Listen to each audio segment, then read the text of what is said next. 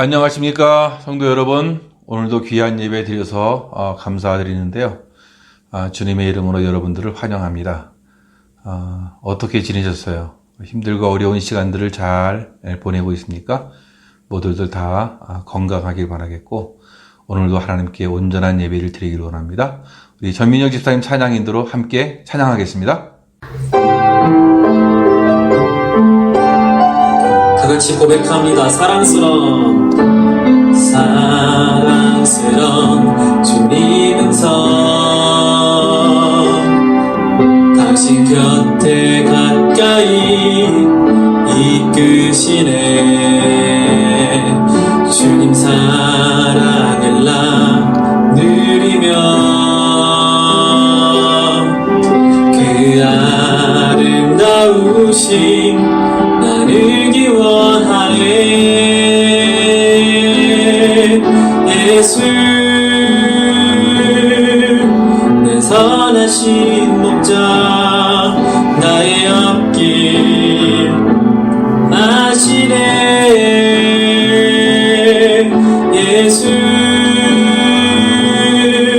진실하신 주께 내 삶을 드립니다.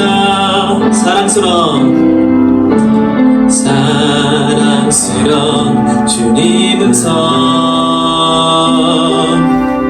당신 곁에 가까이 이끄시네. 주님 사랑을 나 누리며 그 아름다우심 나누기 원하네. 예수 내 선하신 목자, 나의 앞길 아시네. 예수 진실하신 주께 내 삶을 드립니다. 예수 내 선하신 목자, 나의 앞길 아시네. 예수 진실하신 주께 내 삶을 드립니다. 내가 주인 삼은 모든 것 내려놓고 내 주 되신 주 앞에 나가, 내가 사랑했던 모든 것 내려놓고 주님만 사랑해. 내가 주인 삼은 모든 것 내려놓고 내 주 되신 주 앞에 나가, 내가 사랑했던 모든 것 내려놓고 주님만 사랑해. 주 사랑 거친 풍랑에도 깊은 바다처럼 나를 잠잠케 해. 주 사랑 내 영혼의 반석, 그 사랑 위에 서리. 주 사랑 거친 풍랑에도 깊은 바다처럼 나를 잠잠케 해.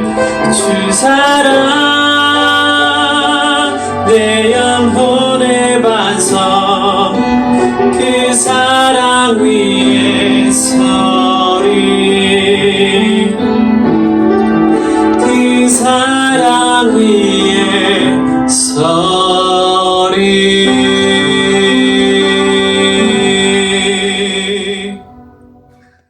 하나님은 영이시니 예배하는 자가 영과 진리로 예배할지니라. 아멘.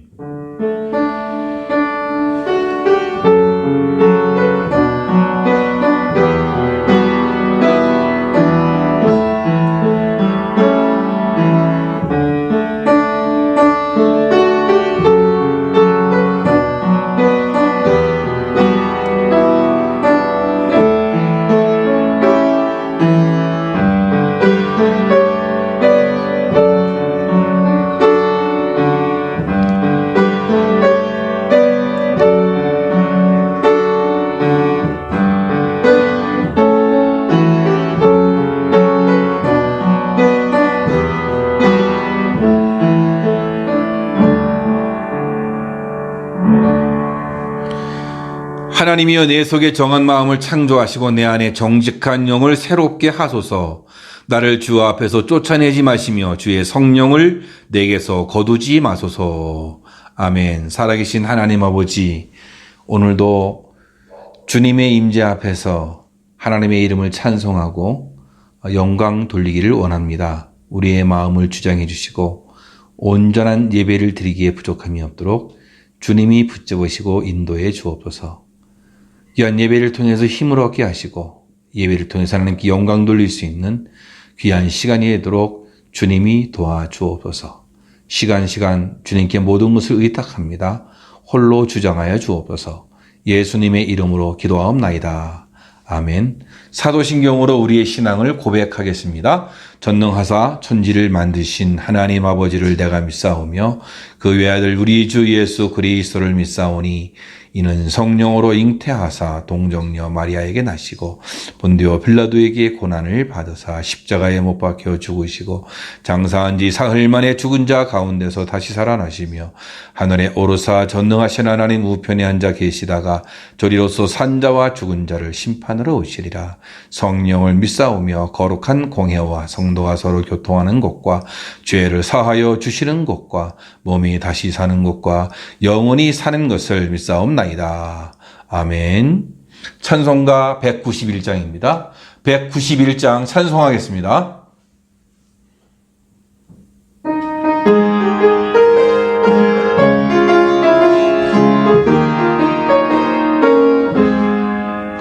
내가 매일 기쁘게 주의 일을 행함은 주의 팔이 나를 함보하며 내가 주의 큰 복을 받는 참된 비결은 주의 영이 함께함이라.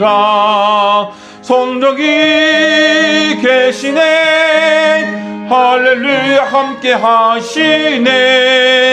좁은 길을 걸으며 밤낮 기뻐하는 곳 주의 영이 함께함이라. 전에 죄에 빠져서 평안함이 없을 때 예수 십자가의 공로 힘입어 그 발 아래 엎드려 참된 평화 얻으면 주의 영이 함께함이라. 성령이 계시네 할렐루야 함께하시네. 좁은 길을 걸으며 밤낮 기뻐하는 것 주의 영이 함께함이라. 나와 동행하시고 모든 염려하시니 나는 숲의 새와 같이 기쁘다.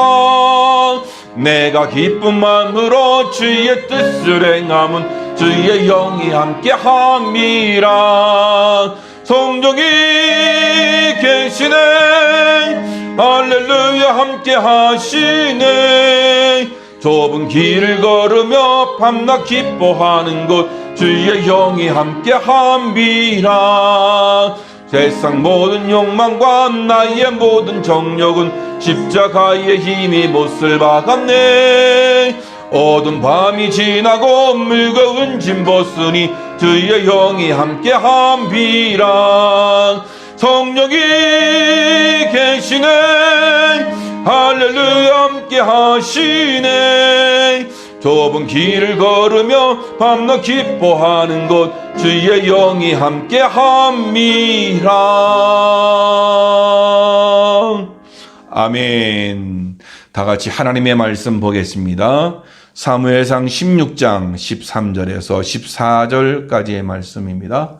사무엘상 16장 13절, 14절 두 절 말씀을 다 같이 한 목소리로 말씀을 합독하겠습니다. 시작. 사무엘이 기름 뿔병을 가져다가 그의 형제 중에서 그에게 부었더니 이날 이후로 다윗이 여호와의 영에 크게 감동되니라. 사무엘이 떠나서 라마로 가니라. 여호와의 영이 사울에게서 떠나고 여호와께서 부리시는 악령이 그를 번뇌하게 한지라. 아멘. 각자의 처소에서 예배 드리시는 우리 모든 성도님들 주님의 이름으로 축복하고 모든 가정이 하나님의 은혜가 충만해지기를 주님의 이름으로 축원합니다. 며칠 전에 아동학대로 의심되는 아동이 사망하는 사건이 있었습니다. 아동보호전문기관에서 의뢰해가지고 아이가 진료를 받게 했는데 병원의 원장님이 그런 이야기를 하셨어요. 아동 학대가 의심된다라는 이야기를 했었는데요. 근데 경찰은 부모의 말만 듣고서는 그냥 급하게 또 이렇게 수사 종결을 했습니다. 그것도 3번씩이나 그렇게 했다 그러는데요. 그런데 그 아이가 죽게 된 거예요. 참 어처구니가 없는 일이 일어나게 됐는데 그 아이는 지난 1월에 그 가정에 입양된 아이라고 합니다. 참 그렇게 하려면 입양을 하지 말지 왜 그렇게 해서 아이를 사망에 이르게 했을까? 참 너무 안타까운 일이었습니다. 아이가 처음에 입양에 갈 때는 어땠을까요? 굉장한 기대와 감동이 있지 않았을까요? 없던 가정이 생기고, 없던 가족들이 생기고, 없던 엄마, 아빠가 생기게 되어지고, 너무 기대했는데 가서 구타를 당하고, 학대를 당하면서 아마도 시설이 아마 생각나지 않았을까 하는 생각도 해보게 되어지는데요. 사실 우리 시대는요, 감동이 없는 그런 시대라고 합니다. 그래서 오히려 이 요즘 시대에 감동을 주는 일이 더 요구된다라고 볼 수 있어요. 그래서 이 감동이 뭐냐 이렇게 찾아보니까 깊이 느껴 마음이 움직임이라고 이렇게 이야기하고 있어요. 사람들은 이 감동하게 되면 함께 울고 함께 웃게 되잖아요. 그리고 거기에 마음이 이 공감되어져 가는 것들을 발견하게 되어지는데요. 요즘 많은 분들이 영화나 드라마에 감동한다고 합니다. 영화와 드라마는 사람 사는 이야기니까 많은 분들의 이 공감을 얻지 않을까요? 그래서 시나리오를 작성하는 이런 작가들, 그리고 연출하는 이 감독들, 참 그들에 의해서 이 감동이 만들어지는 것이라고 볼 수 있는데요. 사실은 세상 사는 이 세상에는요, 그렇게 감동적인 이야기들이 많지는 않은 것 같아요. 물론 감동적일 때도 있겠지만 사실은 사느라고 바빠서 감동적이지 않을 때가 많이 있어요. 예수님이 사시던 때에도 예수님께서 그 당시를 표현해서 감동이 없는 시대라고 그렇게 표현해 주었어요. 그래서 피리를 불어도 춤추지 않고 또 애곡을 해도 가슴을 치지 않는다. 그렇게 주님이 그런 말씀했어요. 움직이지 않는 그런 시대, 감동이 없는 시대에 아무 생각이 없는 그런 시대를 일컬어서 주님께서 그렇게 말씀해 주는데, 우리가 사는 이 시대도 그렇지 않은가 그런 생각을 하게 됩니다. 오늘 말씀에 크게 감동하니라 라고 했는데요. 이게 원어의 말씀을 찾아보면 이것은 갑자기 엄습하는 거예요. 그래서 뭔가 은혜가 갑자기 물밀듯이 확 쳐들어오는 것 같은 그런 상태를 말해주고 있는데요.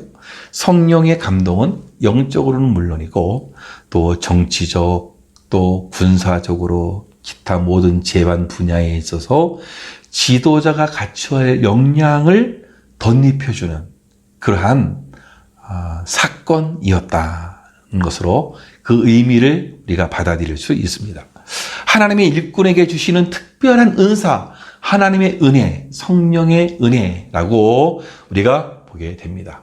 성경에 다윗의 이름이 무려 800번 정도가 나오는데요. 다윗은 구약의 왕들을 평가하는 기준이 되었죠.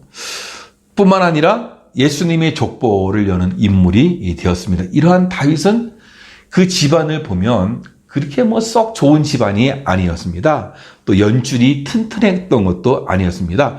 무슨 대단한 능력을 가지고 있는 사람도 아니었습니다. 또 그가 보면은 성경 속의 인물들을 보면 기사와 기적을 많이 경험하게 되어지는데 다윗의 삶에는 이런 기적 같은 것도 없었어요. 삼손 같은 경우에는 태어날 때부터 이 나실인으로 이렇게 택함을 받고 태어나잖아요. 그런데 이 다윗은 그런 일도 없었어요. 뿐만 아니라 사도 바울 같은 경우에는 다메섹 도상에서 주님을 만나는 아주 놀라운 사건이 일어나지 않습니까? 다윗은 사실 또 그런 일도 없었단 말이죠. 그는 지극히 평범한 소년이었단 말이죠. 우리와 같은 사람. 베들레헴 총구석에서 목동에 불과했던 그 사람. 얼마나 별 볼 일 없었는지 사무엘이 왔을 때 그 가족들도 하찮게 여기는 그래서 가족들의 관심 밖이었던 인물이었단 말이죠. 그러면 무엇이 다윗을 위대한 하나님의 사람으로 만들었는가에 우리가 주목해 볼 필요가 있지 않겠어요? 그것은 다름이 아닌 성령의 기름 부으심이 그에게 있었다는 거예요. 오늘 말씀 13절에 사무엘이 기름 뿔병을 가져다가 그의 형제 중에서 그에게 부었더니 이날 이후로 다윗이 여호와의 영에 크게 감동되니라 그랬어요. 다윗이 하나님의 영에 감동되었다는 거예요. 하나님의 영에 감동된 사람은 인생이 달라지게 되는 것이죠. 이 다윗이 여기 엄청난 일이 일어나게 돼요. 기름 부음을 받고 그는 어떻게 됐어요? 하나님의 영에 감동된 그런 사람이 되었. 그 인생 자체가 완전히 달라지게 되었다는 것이에요. 그런데 이 기름 부었다고 하는 것은 성경에서 성령을 상징하는 용어들 아니겠습니까? 성령을 상징하는 용어들이 성경에 많이 있죠. 바람, 호흡이라고 하든지 오늘 말씀에 나오는 기름, 불, 비둘기 이런 것들이 성령을 상징해주는 그러한 용어라고 볼 수 있어요. 기름 부음을 받았다고 하는데 이건 성령의 은혜가 임했다라고 그렇게 보여주는 거죠. 기름 부음 받은 물건이나 사람에게는 친히 성령님 임해 주셔서 하나님의 뜻과 권능이 막 나타나게 되는 것이에요. 예수님을 우리는 그리스도라는 그 이름 자체가 뭐죠? 히브리어로는 메시아라고 하는데 바로 기름 부음을 받은 자. 기름 부음을 받은 자. 근데 우리는 어떤 사람들이죠? 그리스도인이에요. 예수 그리스도에게 속한 사람. 그러니까 예수님을 믿는 사람은 어찌 됐든지 기름 부음을 받은 하나님의 사람들인 거죠. 이 세상에서 가장 큰 은혜가 뭐죠? 우리가 하나님의 자녀가 되는 것이 가장 큰 은혜예요. 그래서 우린 그리스도인, 기름 부음 받은 자가 되었다는 것이에요. 예수님을 나의 구주로 믿고, 그리고 하나님의 사람이 되어지고, 다 하나님의 은혜잖아요. 내 의도와는 상관없이, 내 어떤 행동이 거룩함과는 상관없이, 내 어떤 열심 그런 거 상관없이, 내 노력에 의해서 된 것이 아니라 하나님의 은혜로 우리는 하나님의 자녀가 될 수 있었다는 것이에요. 그런데 중요한 것은 위대한 인생을 살아갈 수 있는 게 어떻게 되는 것이냐. 바로 하나님의 영이 우리와 함께해야 된다는 것이죠.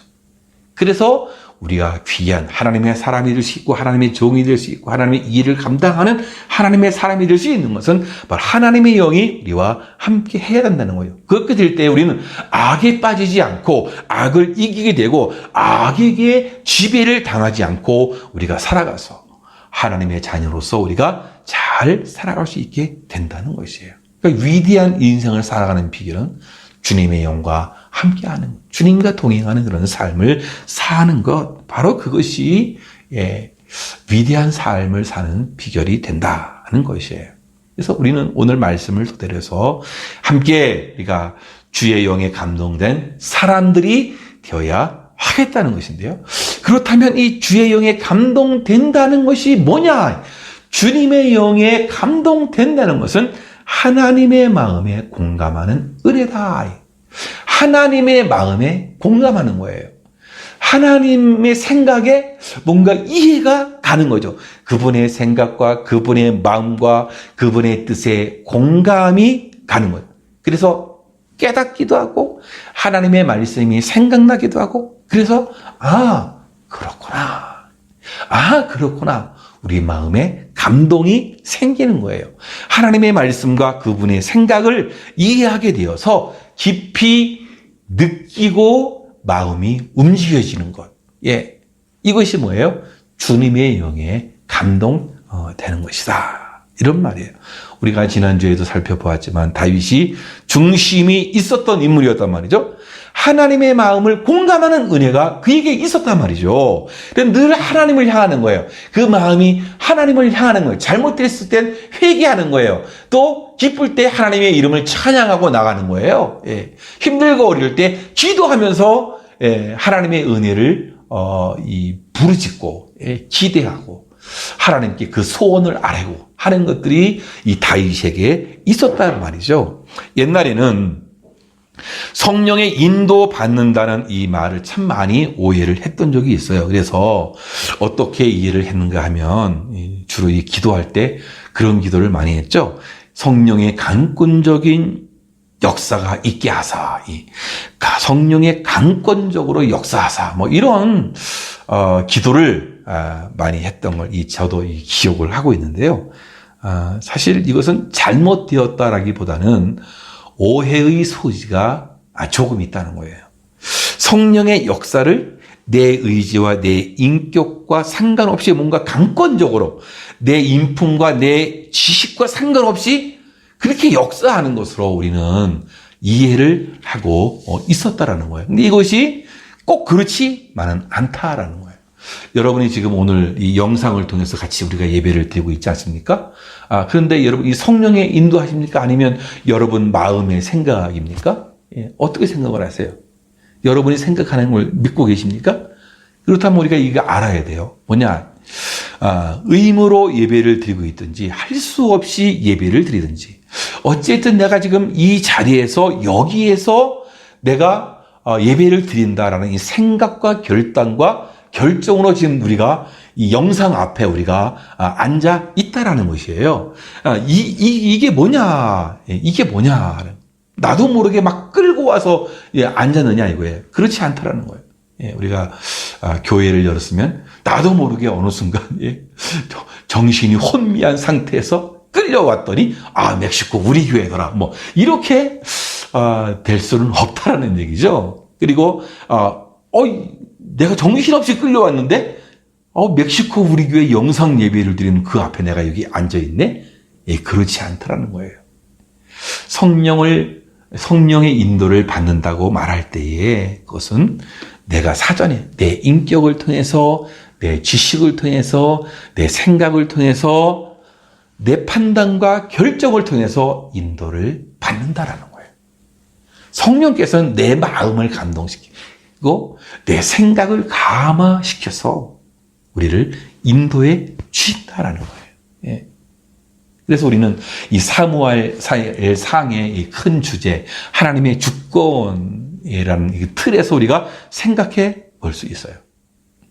그러니까 하나님의 큰 틀, 주권, 하나님의 주권이라고 할 때 거의 성령의 감화와 감동을 주심으로 그것에 순복하며 나아가는 것이 하나님의 주권을 인정하고 나간다라는 것이에요. 여러분 다윗이 성령의 인도를 받을 수 있었던 믿음의 바탕이 바로 이것이에요. 하나님의 주권이란 말이죠. 다윗의 신앙의 발판이 바로 이것이었단 말이죠. 확실하게 다윗이 나이가 많고 하나님 앞에 서게 됐을 때에 죽기 직전에 그가 어떻게 했습니까? 성전 건축을 하기 원했지 않았습니까? 근데 자신은 지을 수 없고 자기 아들에게 솔로몬이 지을 것을 물려주고 있는데요. 그러나 모든 성전 건축에 필요한 것들을 그가 다 준비를 해 놓았어요. 다 준비를 해 놓고서는 하나님께 찬송하면서 하나님께 영광 돌리고 기도하는 장면들이 나오는데요. 그곳에 그가 신앙 고백을 하는 것이 하나님의 주권에 대한 이야기였어요. 그것이 역대상 29장 11절 말씀에 그렇게 말씀합니다.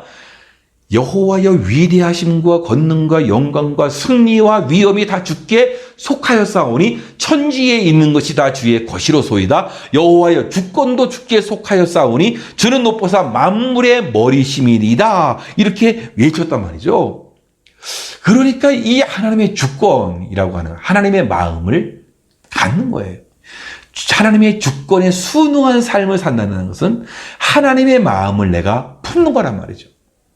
그러니까 하나님의 영에 감동되었다라고 할 때 그것은 뭐죠? 하나님의 마음에 공감하는 은혜다라고 우리는 깨달을 수 있게 되는 거죠. 성경의 이방인이면서 참 하나님의 특별한 선택을 받고 하나님의 기름 부으심을 받고 하나님의 영에 감동된 사람이 있어요. 그 인물이 페르시아의 고레스라는 그런 왕입니다. 여러분, 이 고레스는 참 젊었을 때 하나님의 은혜에 감복해서 일을 감당하는데 이 고레스에 대한 성경이 많이 에스라에서도 나오죠. 이사야서에서도 그에 대한 언급이 있죠. 뿐만 아니라 다니엘서에서도 있죠. 그리고 역대하에서도 그에 대한 이야기가 나오지는데 그는 그러니까 대제국인 바벨론을 정복한 그런 왕이었거든요. 참 대단해요. 근데 그런 능력을 하나님께서 주시는 거예요. 그래서 하나님의 영이 그를 감동시키신 거예요. 왜 그랬을까요? 하나님이 고레스 왕의 마음을 감동시켰던 그 이유가 있어요. 그것은 그로 하여금 바벨론을 정복하게 하고 페르시아 제국을 그가 형성해서 그가 했던 최고 먼저의 일이 이스라엘 백성들을 이스라엘 땅으로 다시금 돌려보내는 일이었단 말이죠.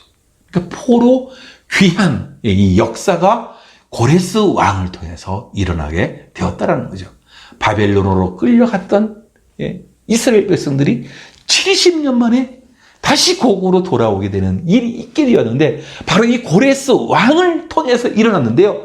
하나님이 그를 사용하시려고 그에게 감화와 감동을 주시고 성령의 기름 부으심 은총이 그에게도 있었다는 것이 이것을 보면 하나님께서는 역사의 주관자 되시고 인간의 생사복을 주장하신다는 것을 우리가 다시 깨닫게 되어지는데요. 고레스 왕이 바벨론 제국을 정복을 하고서 어느 날 곰곰이 생각해 보는 것 아니겠습니까? 야, 내가 어떻게 이 거대한 제국의 황제가 될 수 있었을까?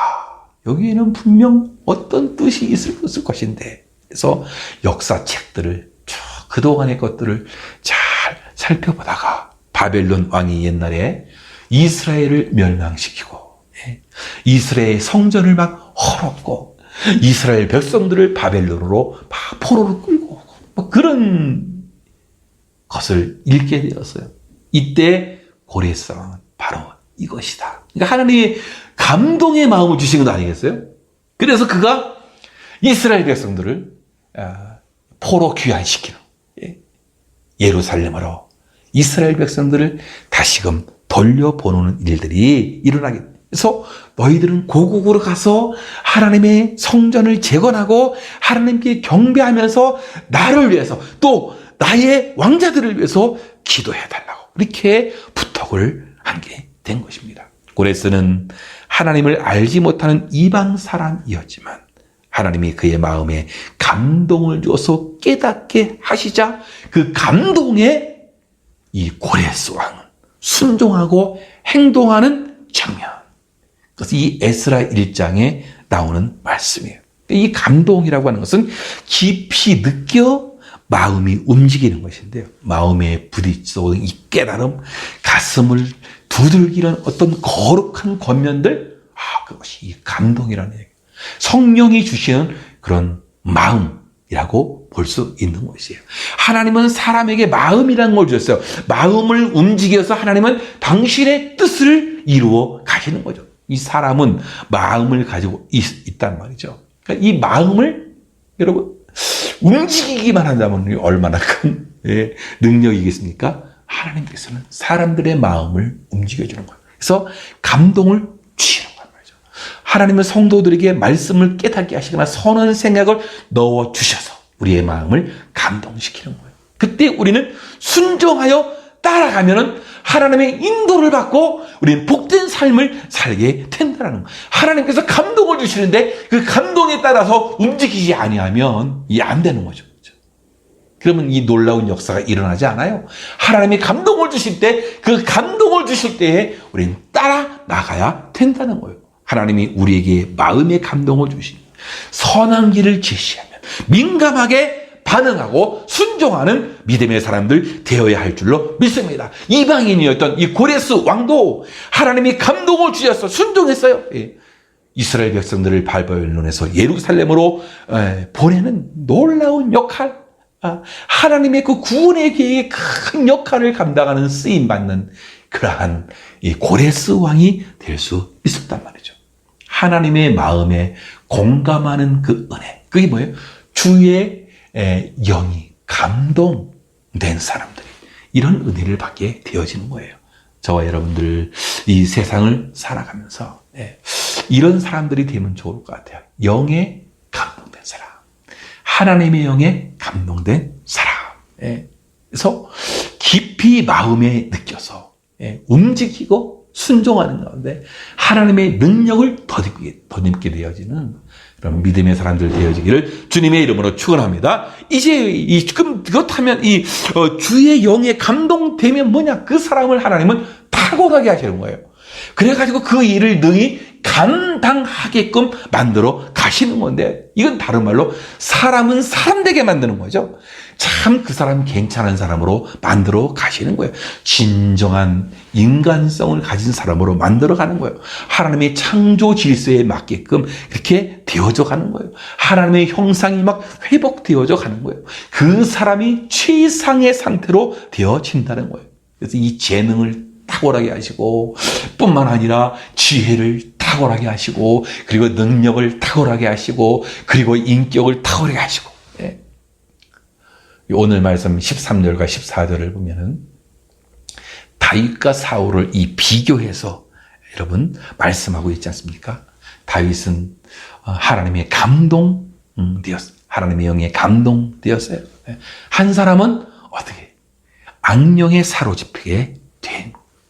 이 다윗은 재능과 지혜가 탁월해져 가는 반면 이 사울은 재능과 지혜가 점점 떨어져 가요. 다윗은 사람 같아져 가는데 사울은 자꾸만 사람 같아진 모습들이 막 사라져 가는 거예요. 막 짐승 같이 막 변해요. 이런 비교가 오늘 말씀을 통해서 우리가 볼 수 있게 되어지는 것입니다. 그래서 오늘 이 말씀을 보면 사람에게 막 인정받아가는 이 다윗. 그러면서 사람이 막 만들어져 가고 사람을 막 살려져 나가고 그렇게 되어져요. 그래서 자기에게 막 손해가 오고 악영향이 오는데도 불구하고 두려워하지 않는 거예요. 그리고서 그는 사람을 살리는 일에 열심을 내고 나가는. 근데 이 사울 같은 경우를 보면 악령에 의해서 사람이 계속 막 망가져가는 거예요.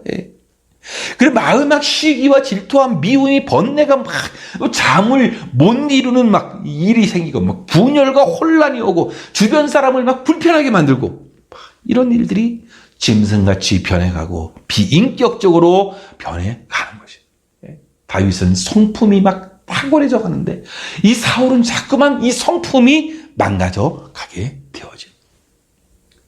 하나님께서는 주의 영에 감동된 사람들을 이 탁월하게 만들어 가신 것을 성경은 우리에게 증언해 주고 있어요. 하나님께서 하나님의 백성들을 위해서 광야에서 성막을 지으라고 하셨습니다. 이 모든 설계에는 모세에게 하나님이 설계해서 다 가르쳐 주셨어요. 모세는 하나님의 계시를 백성들에게 공포했어요. 성막 짓는데 입으로만 지어지는 거 아니잖아요. 봉사와 물질이 필요하지 않습니까? 근데 하나님의 영에 감동된 사람들에 의해서 어떻게 물질이 막 들어오는 거예요. 예. 필요한 만큼 넉넉하게 다 하나님의 은과 놋과 각종 종류의 가죽과 실과 금으로 만든 예물들, 뭐 기름과 향품들이 다 이렇게 모여지게 되는. 그러니까 이 성령에 감동된 사람들이 다 이렇게 자원하는 심령으로 하나님께 이렇게 내게 돼요. 이 엄청난 일이 그들에게 있게 되어지는데요. 그때에 하나님께서는 이 부살렐과 오홀리압이라는 사람, 그 사람들에게 성령의 감동을 주는 거예요. 주님의 영에 감동을 주셔서 그 일들을 지혜롭게 잘 감당하게 하는데요. 예. 참 그들이 참 놀라운 재능을 가지고 하나님의 성막을 짓는 일에 이렇게 헌신하고 이렇게 해서 성막 짓는 일들을 다 완성해 가는 것을 성경은 우리에게 가르쳐 주고 있는 거예요. 출애굽기 31장 2절과 4절을 보면 내가 유다 지파 후레의 손자여 우리의 아들인 부살레를 지명하여 부르고 하나님의 영을 그에게 충만하게 하여 지혜와 총명과 지식과 여러 가지 제조로 정교한 일을 연구하여 금과 은과 노수로 만들게 하며라고 했는데, 예. 여러분 그 하나님의 영을 그에게 충만하게 했잖아요, 그렇죠? 그래서 여러 가지 제조로 정교한 일을 연구하게 하고, 무슨 이 부살렐이 하나님의 영에 의해서 이 로봇처럼 움직인 게 아니에요. 예. 그의 재능을 특별하게 하시고, 그가 가지고 있는 지식을 특별하게 하시고, 그가 가지고 있는 지혜를 특별하게 하셔서 어떻게 해요? 연구해서 점점 발전시켜 나가고, 점점 탁월하게 만들어져 가는 것을 우리에게 가르쳐주고 있지 않습니까? 예. 그러니까 주님의 영에 감동된 사람들은 탁월해져 가는 거예요. 그 재능과 지혜가 탁월해져 가는 거예요. 그 재주가 탁월해지는 거예요. 그 기술이 탁월해져 가는 거예요. 그 능력이 탁월해져 가는 거예요. 예. 그래서 이 출애굽기 36장에 가보면 그렇게 말씀해요. 여호와께서 지혜와 총명을 부어줬다. 지혜와 총명을 부어주는 거예요.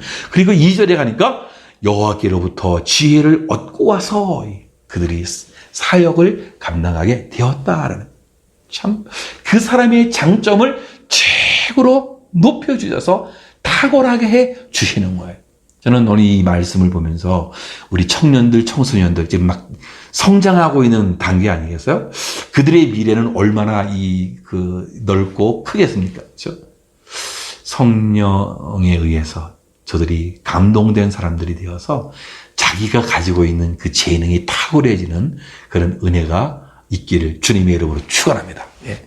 아이들이 자기 재능에 이 탁월해진, 참 그래서 이 세상의 모든 영역 속에서 하나님의 사람으로서 그 역할을 감당한다면 하나님이 얼마나 기뻐하시겠느냐. 예. 저는 이런 놀라운 은혜가 오늘 같이 예배드리는 모든 가정 귀한 자녀들에게 이런 은혜가 있게 될 줄로 믿습니다. 우리가 나누었던 이 고레스 왕, 하나님이 감동시켜 주셨잖아요.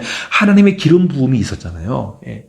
근데 이 이사야 45장을 보니까 그러한 사람들에게 하나님이 탁월하게 해주시는데, 그런 재물 얻을 능력, 권력의 탁월함도 주시고 재물의 탁월함도 그에게 막 주신단 말이에요. 왜? 필요하시니까. 하나님이 그만큼 주시는 거예요.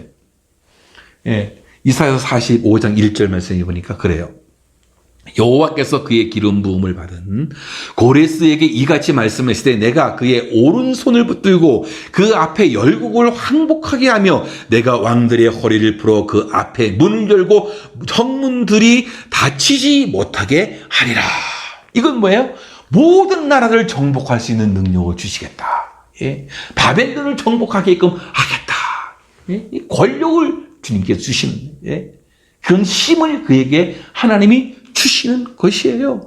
그래서 지중해권을 정복하는, 통일을 이루는 그런 능력, 페르시아, 바로 바사 제국을 만들게 하셔서 이스라엘 백성들로 하여금 바벨론에서 귀환하도록 하게 하는 70년 만에 그 대역사를 이루게 하시는 건데요. 근데 이 이사야 45장 3절 말씀에 그렇게 내게 흑암 중에 보화와 은밀한 곳에 숨은 재물을 주어 내 이름을 부르는 자가 나 여호와 이스라엘의 하나님인 줄을 내가 알게 하리라. 여호와 말씀에 이 은밀한 곳에 숨은 재물을 주신다. 이 제국을 하려고 하니까 얼마나 많은 통치 자금이 필요하겠어요? 하나님께서 숨겨져 있는 은밀한 곳에 있는 재물도 다 발견하게 하끔 하시고 그에게 넉넉한 자금도 주셨다. 하나님의 영에 감동되니까 어떻게 권력도 막 붙어오는 거예요. 재물도 막 붙어오는 거예요. 사랑의 여러분, 이런 은혜가 여러분 삶 가운데 일어나기를 주의 이름으로 축원합니다. 하나님의 일을 감당하게 하고자 하는 거죠. 하나님의 일을 감당하고자 하니까 어떻게 해요? 하나님이 그런 능력을 부여해 주는 거. 권력의 탁월함, 지혜의 탁월함, 재능의 탁월함을, 재물의 탁월함을 주셔서 하나님의 큰 일을 이루어 가시는 것을 우리는 깨닫게 되어집니다. 저와 여러분들이 주의 영에 감동되어서 탁월한 인생 되어지길 주의 이름으로 축원합니다. 그래서 우리는 주의 영에 감동된 사람이 되어야 한다라는 것이에요. 오늘 본문의 이 다윗은 하나님의 영에 감동된 사람이었어요. 그런데 사울은 어떻게 했어요? 악령에 사로잡힌 사람이 되었어요. 한 사람은 어떻게 됐습니까? 정말로 사람이 되어져 가는 거예요. 한 사람은 어떻게 했어요? 정말로 사람이 변해가는 거예요. 어떻게 이런 일들이 이렇게 일어나게 되었는가? 악령에 사로잡히니까 사람이 막 점점 막 망해져 가는 거예요. 한 번은 다윗이 하나님 앞에 큰 죄를 범하고서 그가 하나님께 회개하지 않습니까?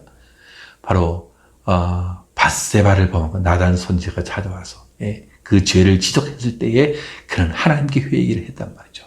시편 51편에 그는 그렇게 기도해요. 모든 죄를 고백하지만 그런 기도를 해요. 나를 주 앞에서 쫓아내지 마시고 주의 성령을 내게서 거두지 마소서. 다윗은 어떻게 지금 기도하겠습니까? 모든 죄를 용서해 주시면 하나님 나를 쫓아내지 말아 주십시오. 주의 성령을 거두지 마옵소서. 왜 그랬을까요? 다윗은 알았다는 것이요. 왜? 사울이 망가져 가는 것을 보았단 말이죠. 악령에 사로잡히니까 어떻게 사람이 망가져 가는 거예요. 그 인생이 피폐해져 가는 거예요.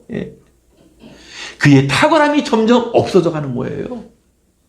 여러분, 지금 오늘 이 다윗은 그 사실들을 깨닫고서 주의 성령을 내게서 거두지 마소서 기도하고 있는 거예요. 다윗은 궁궐에서 쫓겨나는 것보다 주 앞에서 쫓겨나는 것이 두려웠던 거예요. 다윗은 왕관을 거두어 가는 것보다 성령을 거두어하는 것을 더 두려워했던 것입니다. 재물과 권세를 빼앗기는 것보다 주의 은혜를 빼앗기는 것을 더 두려운 줄로 알고 있었다는 거예요.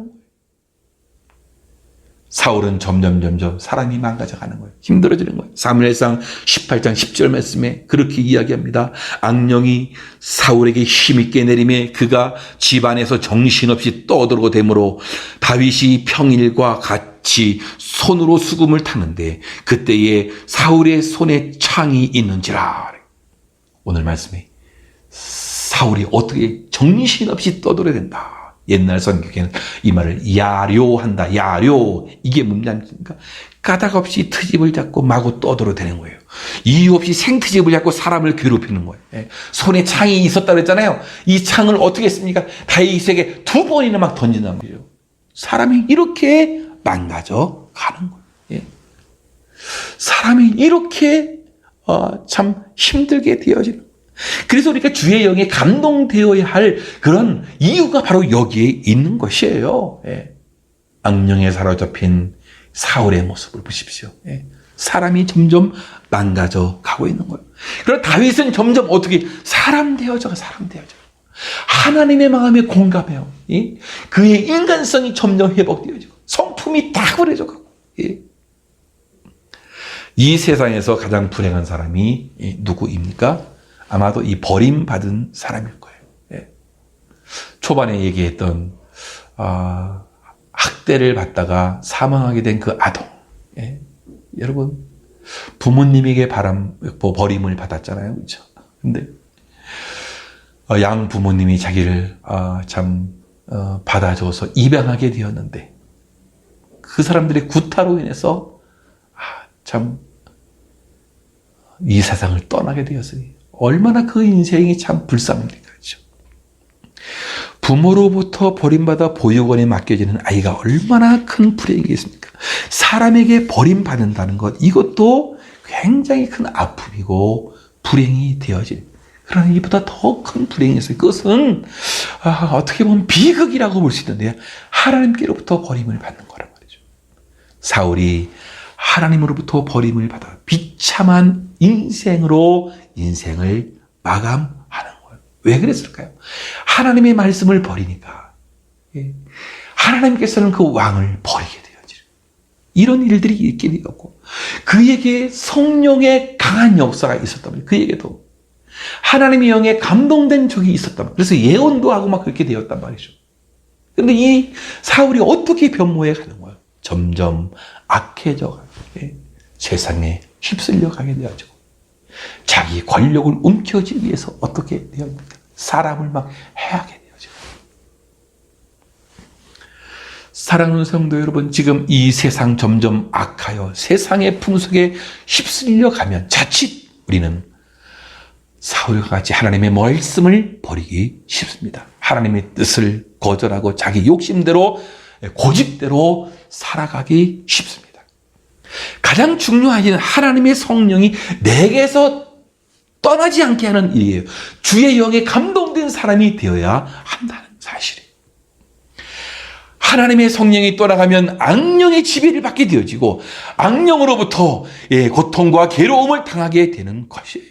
성령께서는 우리에게 평안과 기쁨과 화평을 주시지만, 이 악령은 불화와 두려움과 염려와 번뇌를 준다는 것이에요. 그 인생을 불행으로, 파멸로 이끌어 간다라는 거예요. 그러므로 우리는 주의 영에 감동된 하나님의 사람이 되어야 할 줄로 믿습니다. 뿐만이 아니라 우리 주님을 주님으로 고백할 수 있는 것은 무엇 때문에 그런 것입니까? 여러분, 성령으로 아니하고는 누구든지 예수를 주시라 할 수 없느니라 그랬어요. 하나님을 아버지라고 할 수 있었던 이것, 여러분, 우리 안에 이미 성령님이 계시는 거란 말이죠. 성령으로 말미암지 않고는 우리가 이 자리에서 함께 예배드릴 수 없는 거예요. 하나님의 특별하신 은혜가 여러분에게도 있는 거란 말이에요. 다윗에게만 있는 것이 아니라 저와 여러분에게도 있게 되어지는 것이에요.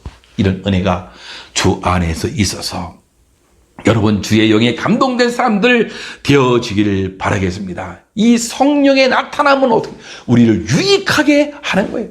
성령은 우리를 도우시는 영이신 거죠. 치료도 해주고 인도도 해주고 우리의 카운셀러도 되어지고 옆으로 와서 우리를 붙잡아 주시는, 성령은 우리를 감동시키고 또 변화시키시는 그러한 분이란 말이죠.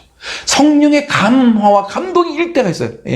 우리에게 뭔가 감동이 올 때가 있단 말이에요. 그때 우리는 내가 일어서야 할 때구나라는 신호로 받아들여야 한단 말이에요. 혹시 여러분 무엇을 하려고 했던 적이 있습니까? 또 뭔가 하려고 이 생각나게 하는 일들이 있어요.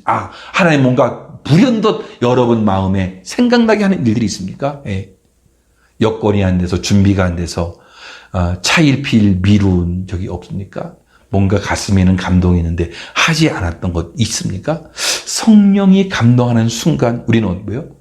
그것을 감당해야 할 기회라고 생각을 해야 돼요. 감동을 주실 때 순종하고 나가야 돼요. 사랑하는 성도 여러분, 악하고 패역한 시대, 하나님의 말씀대로 참 신앙의 가치관을 우리가 지키면서 산다는 것은 보통 어려운 일이 아니에요. 때때로 손해봄이 있고 은근한 핍박이 있고 회유가 있고 비웃음이 있고 참 하나님의 말씀을 따라가는데 이런 어려움들이 우리에게 분명히 있게 되어지는 거예요. 오늘 이 주일 맞이해서 다윗에게 하나님의 영을 부어주신 그 하나님께서 우리 모두에게도 하나님의 영이 충만하게 부어주시기를 소망합니다. 예배를 딱 끝나고는 하나님 굿바이 인사하는 것이 아니라 하나님과 함께하는 거예요. 그래서 하나님의 그 임재하심, 성령님과 함께 우리가 함께 걸어가는 것이에요. 저와 여러분들이 강건하고 능력 있게 힘 있는 삶을 사시기를 바라겠습니다. 성령이 충만하게 되는 고난의 문제도 힘들지 않게 되었어요. 질병도 두렵지 않아요. 실패도 두렵지 않아요. 진짜 능력자가 되어지는 거예요.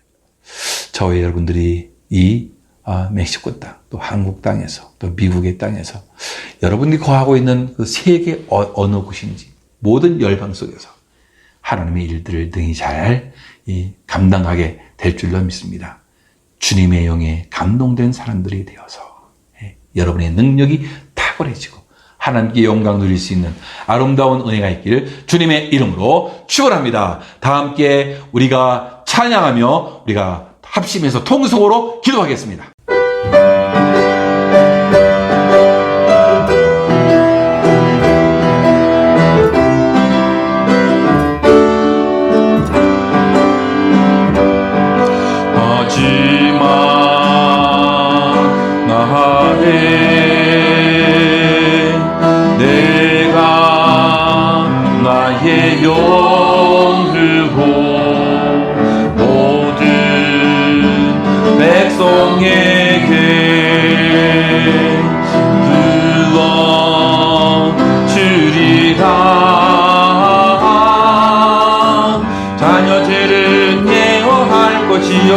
청년들은 환상을 보고 아비들은 꿈을 꾸리라. 주의 영이 임하면 자녀들은 예언할 것이요 청년들은 환상을 보고 아비들은 꿈을 꾸리라.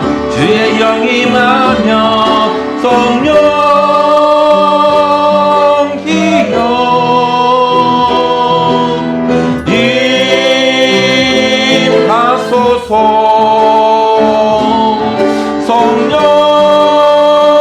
성령이여 우리에게 임하소서. 성령이여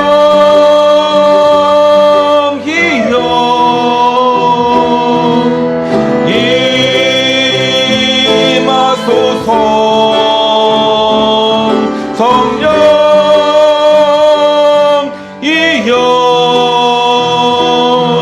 우리에게 임하소서. 우리 양 찬양하리. 내 평생 그 하나로 중등해요. 어린 양 찬양하리. 내가 주의 임재 안에서. 오늘 이 시간 우리가 합심해서 기도하기를 원합니다.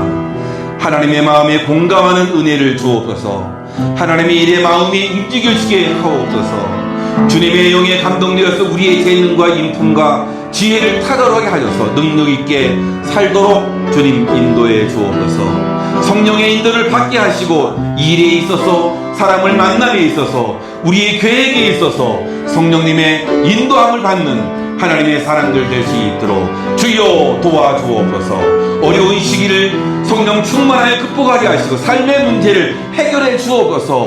아버지 일터의 문제, 자녀의 문제, 가정의 문제, 우리 인생의 문제 하나님 앞에 내어놓고 통성으로 합심해서 기도하겠습니다. 하나님 아버지, 하나님의 은혜와 사랑을 감사합니다. 하나님의 은혜로 말미암아 아버지께 영광 돌리고 예배드리게 하시니 진실로 감사합니다. 하나님 우리 심령 가운데 와주시옵소서. 우리 주님이 우리를 지키시고 인도하여 주시옵기를 간절히 빌고 기도합니다. 하나님 아버지 도와주시옵기를 원합니다.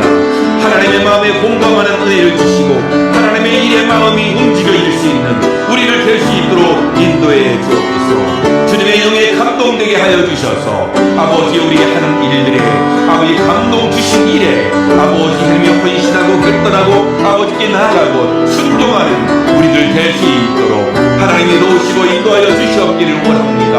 하나님 아버지 도와주시옵소서.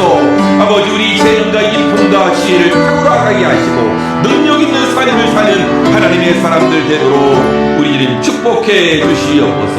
하나님 아버지 주의 영에 감동될 때마다 아버지 그 사람들은 재능이 탁월해졌습니다. 아버지 능력이 아버지 탁월해졌습니다. 아버지 지혜가 탁월해졌습니다. 아버지 하나님이여 모든 일들을 능력 있게 감당했습니다. 하나님 아버지 주님의 영에 감동된 우리를 되게 하시고 하나님은 은혜를 내려주셔서 저들의 재능에 탁월함이 있게 하여 주시옵소서. 성령의 은혜가 그들에게 은혜에 넘칠 수 있도록 인도하여 주시옵기를 원합니다. 하나님 아버지, 험한 세상에서 우리가 성령님의 인도를 받기를 원합니다. 우리가 일을 함에 있어서 인도를 받게 하시고 사람을 만남에 있어서 성령의 인도를 받게 하여 주셨고 우리 인생의 계획 속에서 하나님의 인도를 받는 우리 모두가 할 수 있도록 주님 인도하여 주시옵소서. 이 어려운 시기를 성령 충만하여 극복하게 하시고 아버지 하나님이여 삶의 문제를 해결하여 주시옵기를 원합니다. 우리 인생의 문제가 있습니다. 우리 자녀들의 문제가 있습니다. 아버지 하나님, 일터의 문제가 있습니다. 이 문제가 성령의 감화 감동으로 말미암아 모든 문제가 해결받을 수 있는 하나님의 사람들 될 수 있도록 주님께서 축복해 주시옵소서.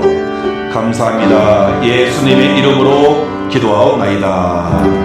아멘. 준비하신 예물을 하나님께 드리겠습니다.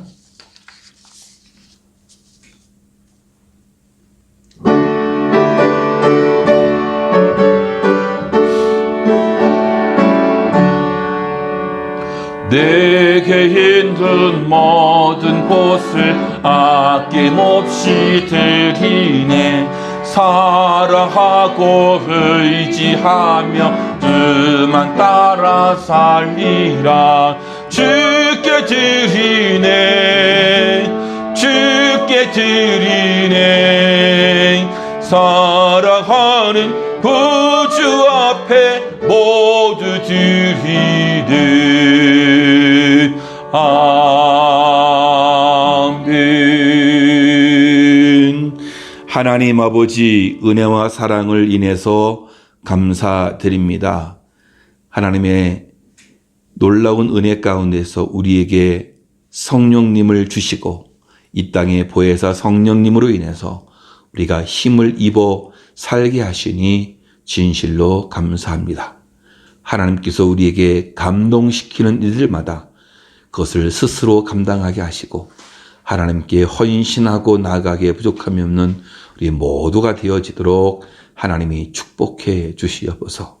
오늘도 이 귀한 예배 하나님의 은혜에 감사해서 예물을 드리오니 드리는 손길마다 주님의 은혜가 넘치게 하시고 하나님 도와주셔서 일터의 문제, 자녀의 문제, 가정의 문제, 우리의 인생의 문제가 풀려가는 하나님의 사람들 되어지도록 축복해 주옵소서.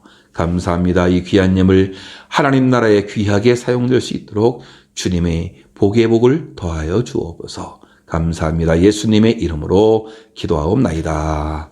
아멘. 네, 교회 소식은 주보를 참고하시면 되겠습니다. 먼저는 오늘 오후에 당회가 있으니까 당회원들은 모여주시고요. 다음 주에는 재정부 모임이 있습니다. 오후 3시에 저희 집에서 모이겠으니까 재정부 부원들은 다음 주일날 기억하시고 모여주시면 고맙겠습니다. 이번 주 수요일에는 코로나 극복과 회복을 위한 우리 멕시코에 있는 교회들이 연합해서 기도회로 드립니다.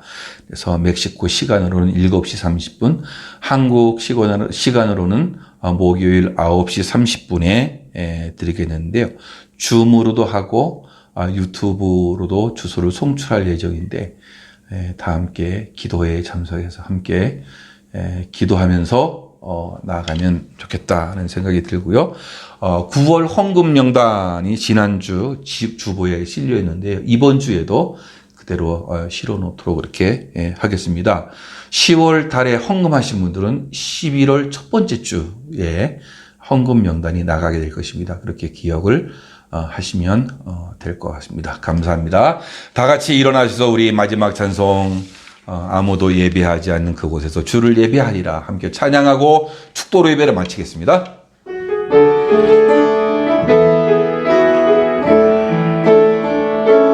아무도 예배하지 않는 그곳에서 주를 예배하리라.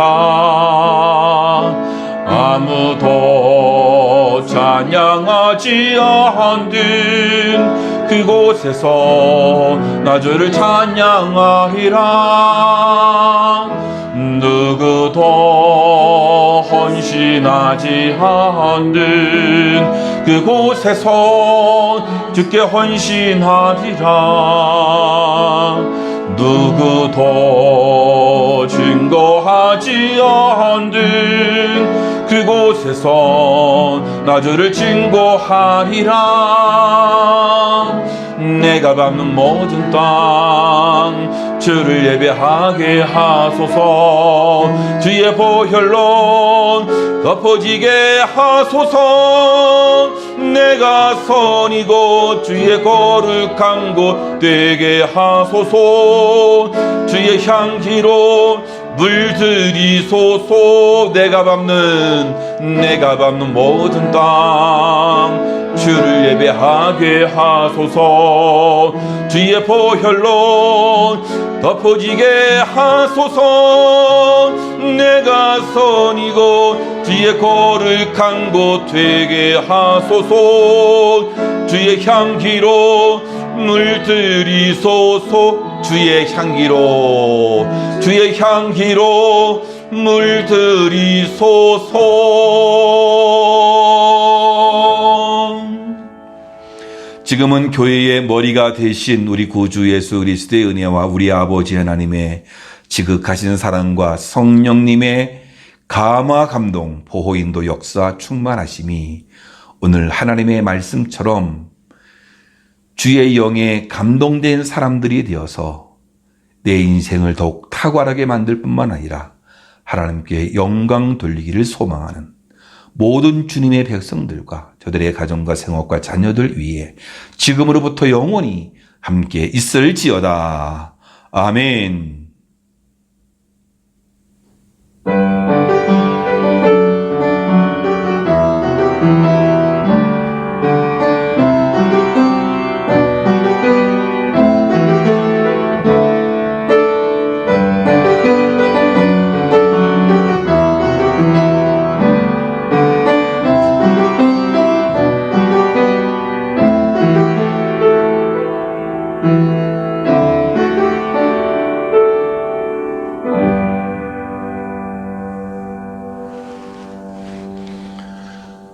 예, 오늘도 애 쓰셨습니다. 감사합니다. 예배를 잘 드려서 감사하고요. 다음 주에도 더욱더 예배 잘 드릴 수 있는 저와 여러분들 되어지기를 바라겠습니다. 또 주 안에서 다음 주에 만나 뵙도록 그렇게 하겠습니다. 감사합니다.